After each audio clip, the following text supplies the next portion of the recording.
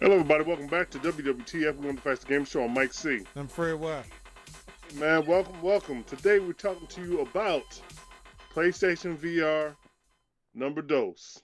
Yes. Now, it's they say it's only for the PlayStation, but we'll get more into that because I just found something out that I would like to share with y'all.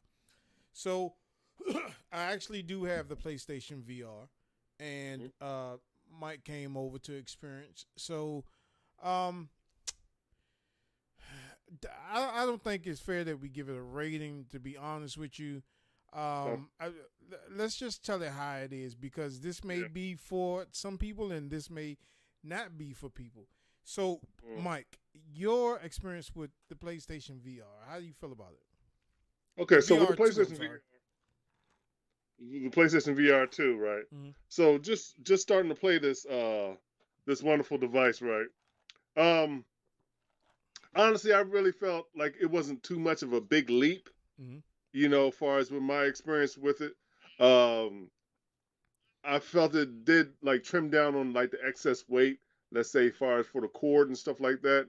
It's only one cord instead of a multiple type of cords. Other than that, the feel of it still felt like VR to me, man. The graphics were just a little bit better, as far as to me.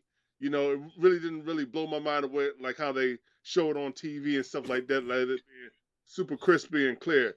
As far as tracking and everything, I think the setup seemed like it was more up to date. As far as you up there getting around your finding your boundaries to your room. It seemed like it did scan a lot better and faster. That's what it seemed like. The setup was a faster type of setup. This felt like it's a 2.0 version of the first one to me. You know what I'm saying? It really didn't blow my mind out the water. And what was that? The Horizon Call to the Mountain or whatever. Correct. I found I couldn't play that too much because I was starting to get nauseous. You know, so yeah, that was different. I played some of the Gran Turismo. So that felt pretty good as far as the feeling of that. That's crazy that I didn't get too nauseous in that, but the Horizon stuff, I couldn't play that too much, man, because it felt a little too jarring and stuff for me. As far as the controllers and as far as the feedback on that was a nice experience for that. As far as touching the environment and the water, I did feel the ripples and stuff in the water, but it really didn't blow my mind away too much like I wanted it to blow my mind away, and it still didn't live up to the value of you know, you really feeling you feel like you're in VR. You know what I'm saying? So for those that experience VR, that's what it feels like. It feels like VR. Fred? All right. So I said that this is not just for the PlayStation 5. You can play this on your PC. So you can hook it up if you have a USB-C type port. No drivers needed. And you can hook it up, but you don't get the full VR experience. You just get like an 80 screen window that you can play like Halo or Xbox through the Game Pass on your PC. So it's good for that. Now the other thing is now I was able to play Horizon. I was able to play the Gran Turismo, and I was also able to play this video game called Rock Drum or Drum Rock.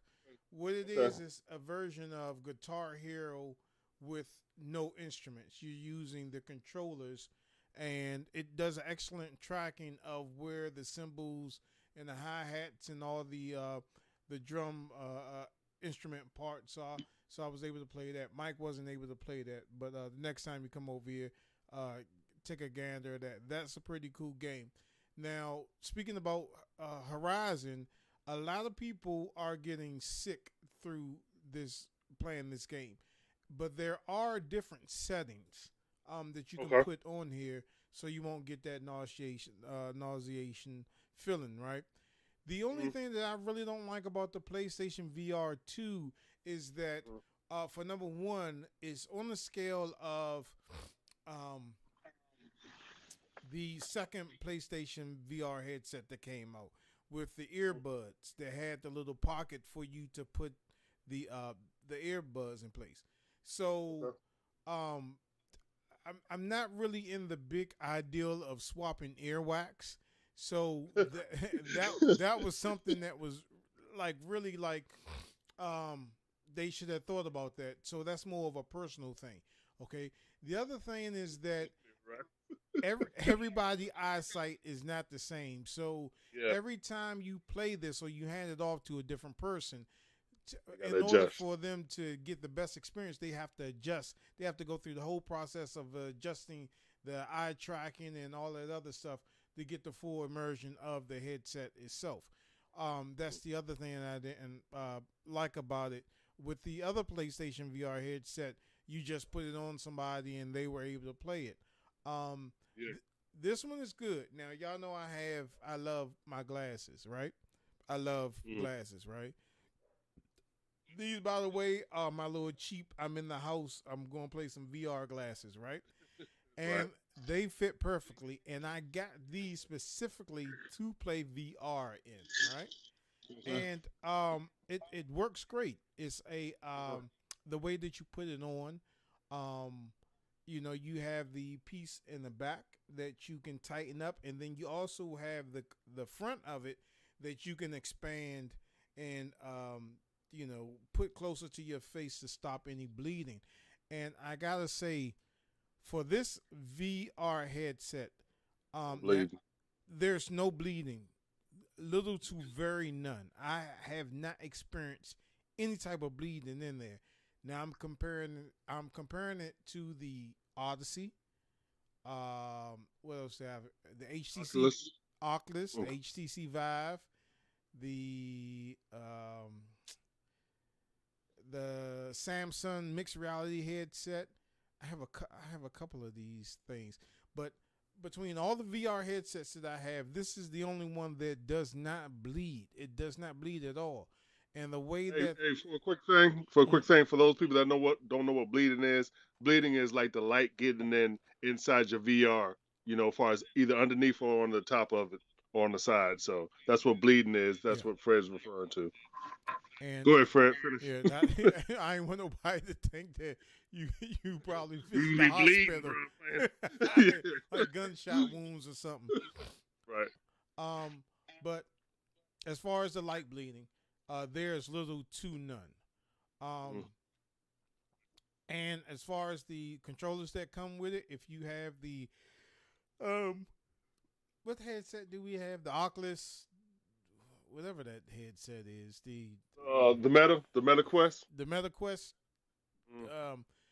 It's more similar to that, and it's excellent tracking. And the other good thing about it is that it only has one cord that goes to the front of your PlayStation, the USB-C type port.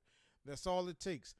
And that camera that everybody brought, anticipating the release of the headset, was a waste of money. Waste of money, bro. You don't need it at all. Have they made any gains for that camera, bro? They have not made anything for that camera. And I'm so heated. If you had brought that camera anticipating that the PSVR would have used that, or it could have been used by the old PSVR, I would strongly try to get my money back for that, because that was a total ripoff. That accessory, unless you stream through the PlayStation, that's the only time that is useful. Other than that, that camera has no use for the PlayStation 5 at all. There is a game, Resident Evil. Resident Evil Village does have a VR mode to it. I was not able to play that, nor will I. I want to ask you about this. I would know nothing about that. Come on, man. I could not tell you anything about that.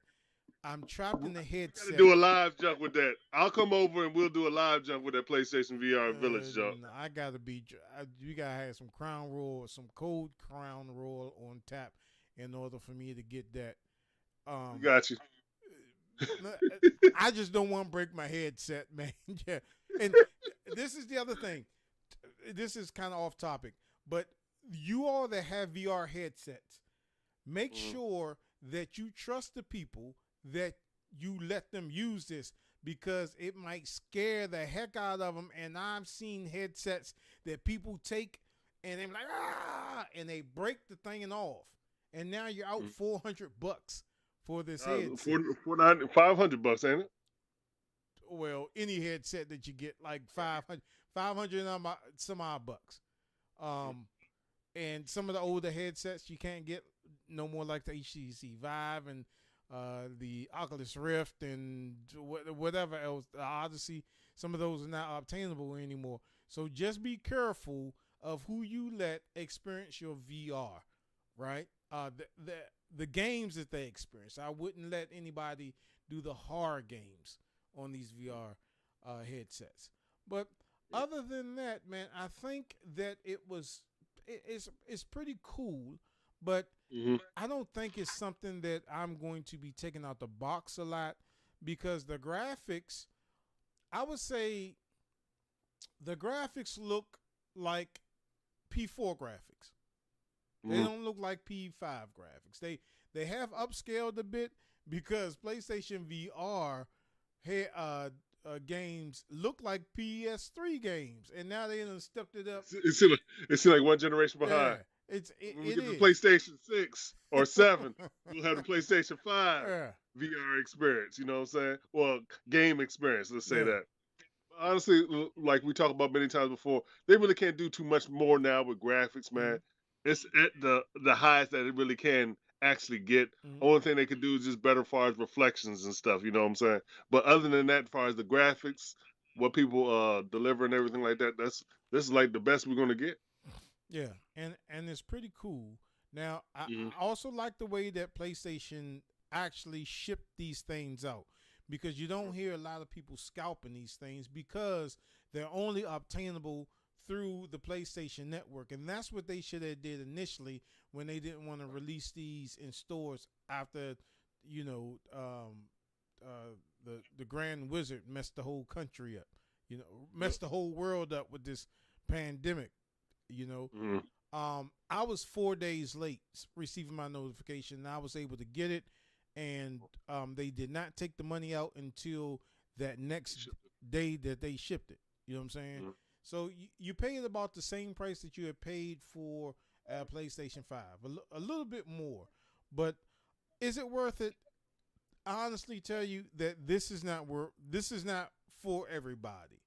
If you get motion sickness easily with some of these games, I would advise you to go to somebody's house that does actually have this headset and give it a try, and then decide for yourself if you want to pick it up. But for me, I honestly don't think that this would be something that I would sit down and play, unless they bring out more apps like Rec Room and I can socialize with other people and stuff like that. Games that don't have that much motion, I'm good with, and other questions that y'all may ask: can you play PlayStation VR games if they have an update, like a update to the PSVR2? There are a couple that does have it, and some people may have the question: can you play just regular P5 games? You can play all your P5 games, all your P4 games. You're just using it as a second screen. So if your old lady wanted to watch Little Women of LA and you want to play PlayStation VR, you can do that. Put the earbuds in your head, or if you have that Sony surround sound thing, you can do that, and you can use this as a separate TV, and you don't have to be that far back from the TV. Well, I would tell you to be back as far, if you're going to play a VR game, because you don't want to hit anybody. Make sure that you have adequate space to move around. And then when you do set it up, it tells you to look all around, and it scans your whole area where you have your PlayStation set up. And it does a pretty good job at that. I mean, this thing, they really put their time into it. I'm glad they didn't rush it out. But I think it's a good headset, but for me, it's not for everybody. I would say if I didn't get the PlayStation VR, the first one, I would have probably just picked this one up if I was just stepping into the headspace. It's like the best. It's like the best way to play as of right now. You know what I'm saying? But since I had the PlayStation VR one, I'm probably waiting a little bit longer till the price point drop down, or we got to see what else they come out with. You know what I'm saying? Yeah. because all these video game developers, when they bring out these accessories and peripherals, sometimes they have a track record of not providing a lot of content for it. There's not that many content for the old school PlayStation VR headset. I can name a couple of good games on one hand that was good. You know, other than that, man, I can't get it. Like the Tomb Raider experience was horrible. I don't know why they decided to do that. The only game that I can think of that was good on PSVR is that Until Dawn roller coaster game. That where you had the other game, Blood and Truth, was good too. I don't know if you played that. No, I didn't play Blood that. And Truth. So we got two games. Yep. And PlayStation VR. Oh, and hey, your favorite Resident Evil 7, that was good up on there. You probably didn't play too much of that though. No, I went in the room. I'm still in that room upstairs. I have not. My character probably dead by now, so he's still in the closet. He's not coming out. You know what I'm saying? Right. And that's the only game that I can think of that was pretty good. The rest of them joints really sucked. The experience, it was an experience. It wasn't like a full-fledged game. But PlayStation VR2 is coming out with a similar game like that, Blood Quest or whatever it was called that was on PlayStation VR. I think it's made by Dark Pictures, and it's a roller coaster game, and it looks very interesting. You talking about the Until Dawn jump? Yeah, it's similar to that.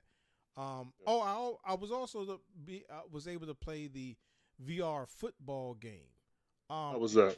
That was pretty good. Total immersion with that game. I'll say right now, any of the demos that are out for PlayStation VR right now that I've played, I have not been disappointed by them. That's right. Well, that's good. That's a good way to. That's a good way to get the foot in the door or whatever to just show you what they offer. But like you said, the tracking is very much improved. I do like the headset as far as the weight of it and the dual sense. So it's basically just bringing that dual sense closer. As far as if you guys have the PlayStation 5, of course, and you have the dual sense controller, so you do get that vibration and stuff that a lot of VR stuff doesn't have, but this one definitely does. So it does feel like you're in the world, man, as far as like the effects and the water and stuff like that. But just watch it with far as all the motion and stuff. But that stuff can be adjusted, as you say. But it's not a quick pass and play type of thing. You have to do your adjustment in order to play, in order to really enjoy yourself in the PlayStation VR. Yeah, and if you want to obtain this thing, you have to go through the PlayStation website, and it's one per household. That's the way they should have did it before. I applaud them on doing it that way so people can get this into their homes. But like I said, it's not for everybody, man. This is honestly going to be like when I have an event at the house and people want to play VR. I'm like, okay, here you go. You know what I'm saying? You can play this, but it'll be a game more so that you sit down, that you're not mobile. And when we did do it, when we was playing the Gran Turismo, I did have the PlayStation 1, the Thrustmaster 150 steering wheel with the 6 gear shifter and the 3 pedals. Playing it that way, if you're a car buff, you're going to love playing it in VR. In that, the experience in that game. Now, y'all know I'm not a car person. I am a motorcycle guy. So, Thrustmasters, please make a motorcycle attachment that you can play for with this game. But you're totally immersed in this game when you play the Gran Turismo 7. Man, the car, you look around, you look through the rear view mirror, the side mirrors. I mean, this thing is tight. And then you can put it on manual if y'all know how to drive a manual, and then you can shift up to, I think, 6 or 7 gears with this thing, man. Totally awesome. Totally awesome. I had nothing else to say about VR, bro. Yeah, but it's pretty cool, man. So y'all check it out. If you want to go check this thing out, please go to PlayStation Network, and I think you can buy it there. As soon as it is available in the store, I will let y'all know. I will let y'all know where it's at, but you have to deal with these hackers, these jackers, and these scalpers, man, buying this thing up and selling it for a stupid amount of price, man. So y'all don't want to do that. So, yeah, y'all stay tuned for that one. All right. So, like always, you guys can hit us up at the G, you know the show what we talk about all the time. Man, make sure you hit that bell, be notified when we drop these videos. And thanks always, yo. Yeah, and I want to say I appreciate everybody who watched us live on Facebook and YouTube. Thank you so much. We still have some stuff coming up. And the cartoon that we have been promising for years is getting worked on. We finally did the vocals for it.